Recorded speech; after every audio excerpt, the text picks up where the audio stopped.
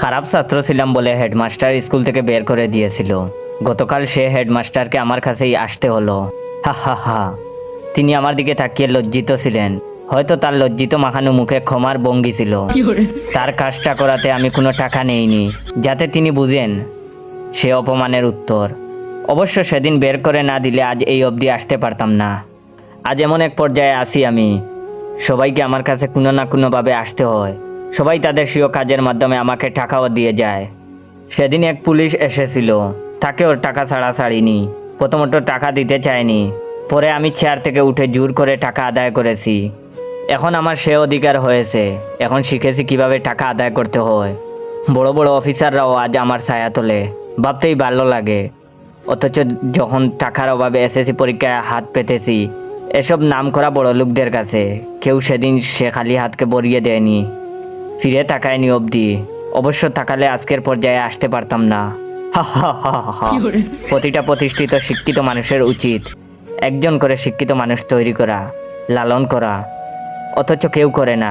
যদি করতো সেদিন টাকার অভাবে আমাকে কাঁদতে হতো না, রাস্তায় দাঁড়াতে হতো না। অবশ্য করলে আজকের পর্যায়ে আসতেও পারতাম না। তাই ধন্যবাদ তাদের। ভাবতেই ভালো লাগে, যে মেয়েটি আমাকে প্রত্যাখ্যান করেছিল টাকা ছিল না বলে, সে মেয়ের হাজব্যান্ডও গতকাল এসেছিল।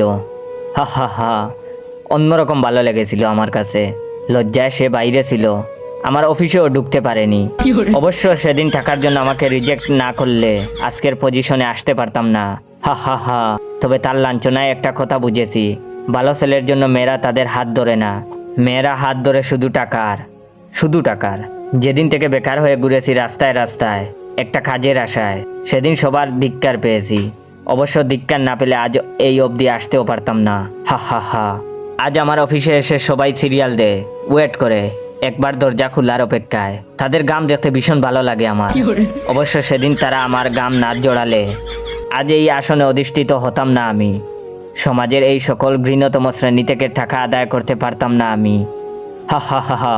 জানেন, ছোটবেলায় বাবাকে হারিয়েছিলাম। কেউ কাছে এসে বলেনি বাবা মারা গিয়েছে তো কি হয়েছে, আমরাও যে তোমার বাবা, আমরাও যে তোমার অভিভাবক। অবশ্য বললে আজ এই অবধি আসতে পারতাম না। হা হা হা।